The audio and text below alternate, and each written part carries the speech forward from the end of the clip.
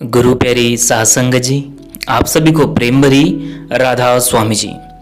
साध संगत जी, दिन शनिवार 21 तारीख को बाबा जी महाराज जी ने डेरा ब्यास में शाम को 4 बजे जो सवाल जवाब संगत के साथ किए, उनके कुछ चुनिंदा सवाल जवाब हम आप जी के लिए इस वीडियो में लेकर आए हैं जी। तो वीडियो में अंत तक जरूर सुनिएगा और देखिए बाबा जी महाराज जी ने ऐसा क्यों कहा कि अब यहाँ से जाने का समय हो गया है जी। तो साथ संगत जी, वीडियो में अंत तक जरूर बने रहिएगा और बाबा जी महाराज जी ने ऐसा क्यों कहा, इसे सुनने के लिए वीडियो को पूरा जरूर सुनिएगा। तो चलिए हम चलते हैं आगे। सबसे पहले एक भाई साहब ने बड़ा ही सुंदर प्रश्न किया। उन्होंने कहा, बाबा जी जो कर्म होते हैं उनकी सजा क्या हमें सच में मिलेगी? तो बाबा जी महाराज जी ने उन्हें समझाते हुए कहा कि बेटा, कर्मों का हिसाब तो अटल होता है। यह कानून ऐसा है जिससे कोई बच नहीं सकता। हर हालत में हमें कर्म तो भुगतने पड़ेंगे। हमें तो बस उस कुल मालिक के हुक्म में रहना है, उसके बहाने में रहना है। हमें खुद को ऐसा बनाना है कि फिर चाहे कोई हमारी कितनी ही बुराई करे या फिर कोई चाहे कितनी ही क्यों ना तारीफ करे, हमें जरा भी ना तो तारीफ से फर्क पड़ेगा और ना ही बुराई से फर्क पड़ना चाहिए। साधु संगत जी, फिर वही भाई वापस से कहने लगे, बाबा जी अगर दोबारा मौका देना। तो बाबा जी ने हैरानी से पूछा, बेटा डबल मौका, इसका क्या मतलब? बाबा जी ने फिर से पूछा, भाई मुझे बता तो सही ये डबल मौका क्या है? साध संगत जी, फिर आगे वह भाई कहने लगे कि बाबा जी क्या जिसको प्यार करते हैं उसका इंतजार करना चाहिए? साध संगत जी, तो बाबा जी महाराज जी ने कहा, बेटा ये तो डिपेंड करता है कि तू किसको प्यार करता है और किसका तू इंतजार कर रहा है। ये सुनकर बाबा जी और हुजूर जी के साथ साथ सारी संगत जोर जोर से हंसने लगती है। साथ संगत जी, फिर अगला सवाल किसी ने किया, बाबा जी हमने अपनी बेटी का रिश्ता एक परिवार में किया था और रिश्ता हो जाने के बाद कुछ लोग हमें बेटी के ससुराल वालों के लिए कहने लगे कि वो लोग ठीक नहीं हैं। तो बाबा जी ने समझाया कि बेटा कोई भी व्यक्ति बुरा नहीं होता। हजूर कहा करते थे कि जब एक इंसान की सोच दूसरे इंसान से मेल नहीं खाती वो उसके लिए बुरा हो जाता है। फिर यही भाई वापस से कहने लगे कि बाबा जी मेरे रिश्तेदार कहते हैं कि तुम किसी ज्योतिषी या फिर पंडित से मिलो। साध संगत जी, बाबा जी महाराज जी ने बड़े ही प्रेम प्यार से उन्हें समझाते हुए कहा, बाबा जी ने समझाया कि बेटा इसमें पंडित क्या करेंगे? फिर बाबा जी ने एक पंडित जी का उदाहरण देते हुए समझाया कि बेटा एक पंडित था, उसकी खुद की बेटी शादी के बाद विधवा हो गई थी। तो क्या पंडित ने अपनी खुद की बेटी की कुंडली नहीं देखी होगी? फिर अगला प्रश्न एक लड़की ने बाबा जी महाराज जी से किया।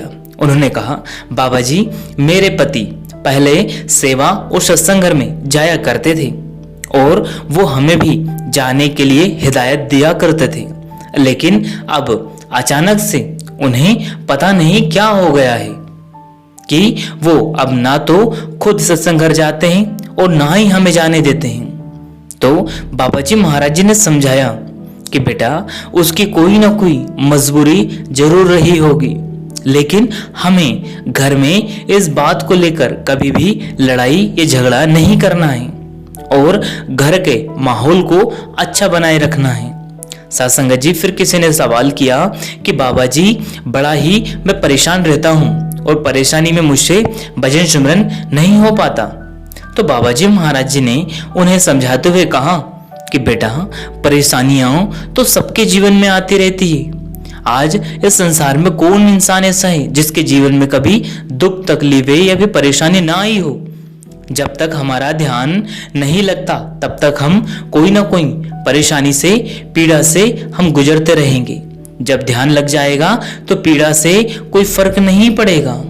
इसलिए हमें उस मालिक के ध्यान में हमेशा बैठना चाहिए। फिर एक बहन ने बाबा जी महाराज जी से कहा कि बाबा जी सेवक किसको कहते हैं?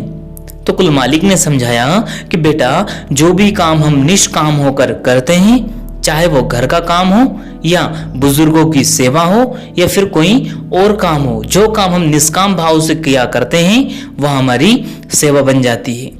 और असल सेवा तो हम सभी की अगर है तो वह भजन सिमरन। भजन सिमरन की सेवा सबसे उत्तम सेवा है।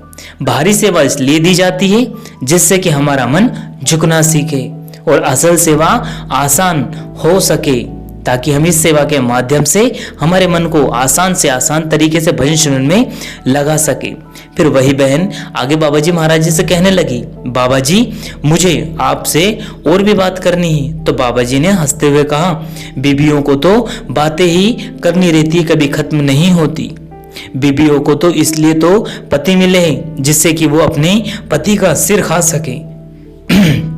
बाबा जी की बात सुनकर सारी संगत और हुजूर महाराज जी भी जोर जोर से हंसने लग पड़े।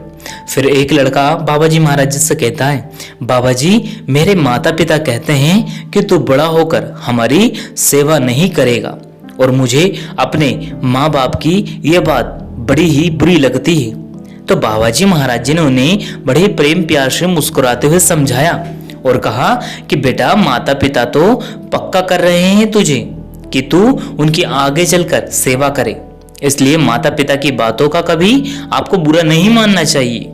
माता पिता कभी बच्चों का बुरा नहीं चाहते।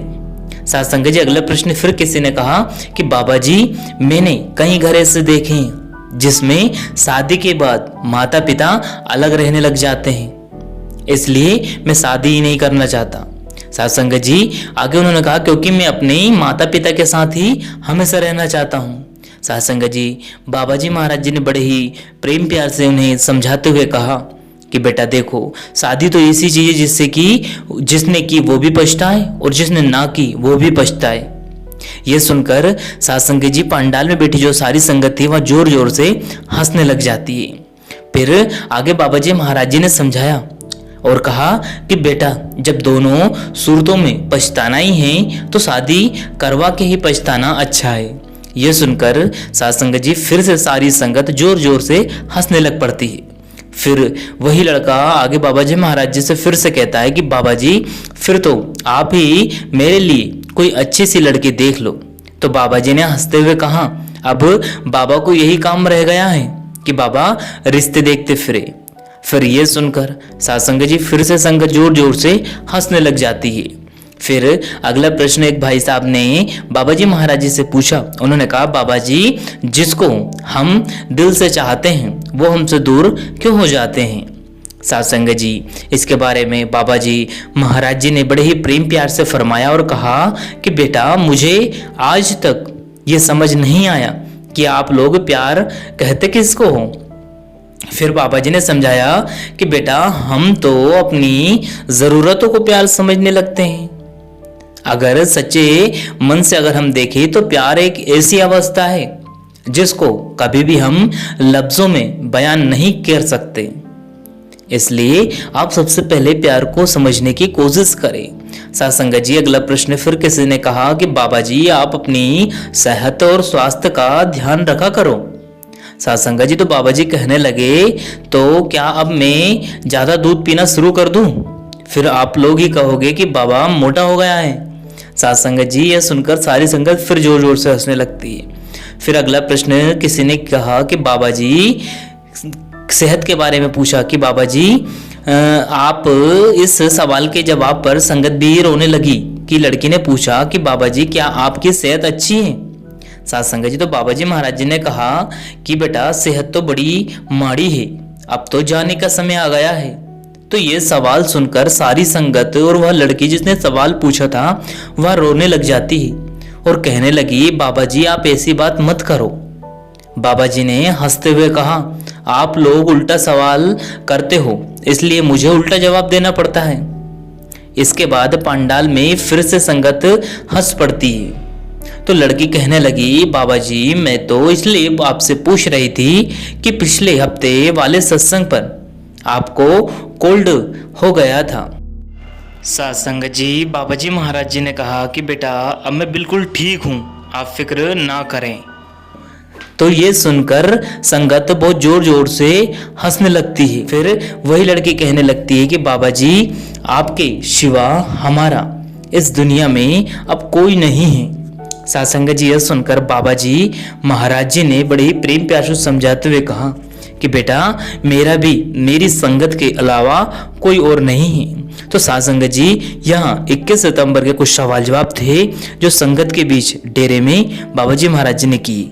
वीडियो को अगर अच्छा लगा हो तो शेयर जरूर करो, कमेंट बॉक्स में राधा स्वामी लिखकर सदगुरु प्यारे चैनल को सब्सक्राइब जरूर कर लो, बेल आइकन पे ऑल पे प्रेस कर ले, जिससे कि आपको ऐसे वीडियो मिल सके जी। अंत में आप सभी को प्रेम भरी राधा स्वामी जी।